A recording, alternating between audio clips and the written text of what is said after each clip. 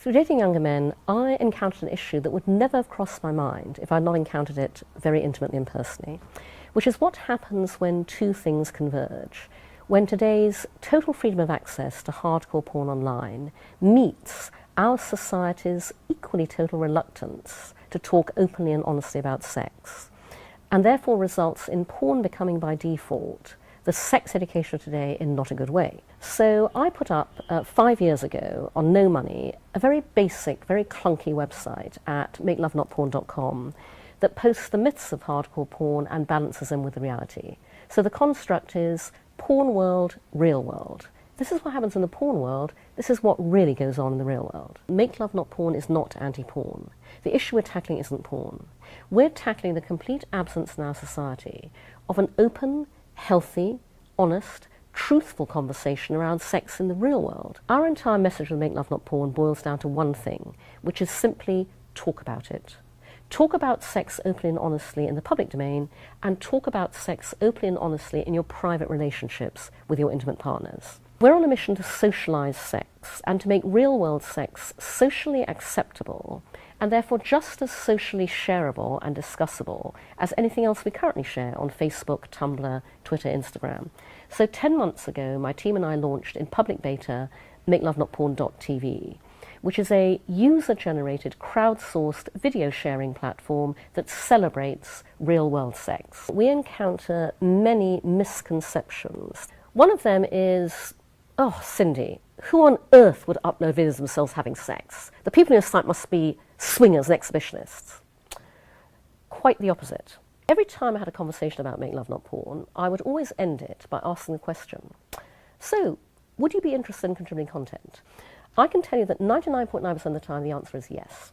We've discovered the desire to do this lies a lot closer to the surface in many more people than anyone would ever have imagined.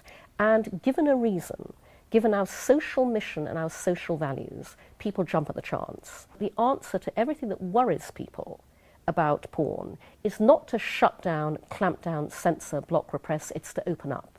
I wrote an open letter to David Cameron back in August, which Wired UK published, making this precise point. The headline was, "Don't block porn, disrupt it." Open up the dialogue in the way that we designed Make Love Not Porn to specifically.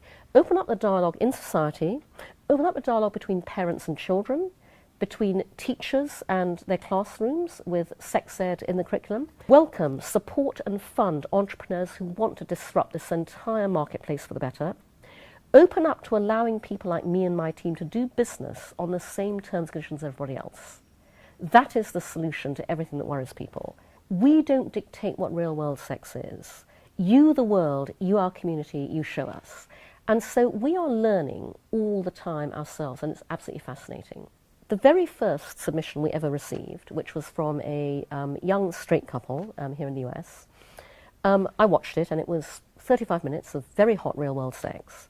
But what I found fascinating about my own reaction was that all the way through this video, no matter what they were doing and how hot it was, I could not stop looking at her face.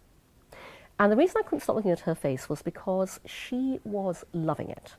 She was aroused, she was turned on, she was having a wonderful time, she was enjoying it. She looked adorable how much she was enjoying it. You very rarely see faces like that in porn. A woman in the UK, she and her partner submitted a video, and she wrote to us and she said, "This was one of the single most rewarding experiences of my entire life." She said the sheer process of making a video with her partner drove a really amazing dialogue and communication between the two of them. She said the sex was the hottest ever, and it was bonding for them and their relationship in a really interesting way. And we found that fascinating because even we had not thought, and we've heard this many times since, that the sheer process of actually making real-world sex videos and sharing your real-world sex is transformative for couples and their relationships. We're about connecting people through opening up the dialogue, and we are building a platform and tools to be what we call sexual social currency, to enable better conversations around sex, to enable better sex, to enable better relationships, to enable better lives.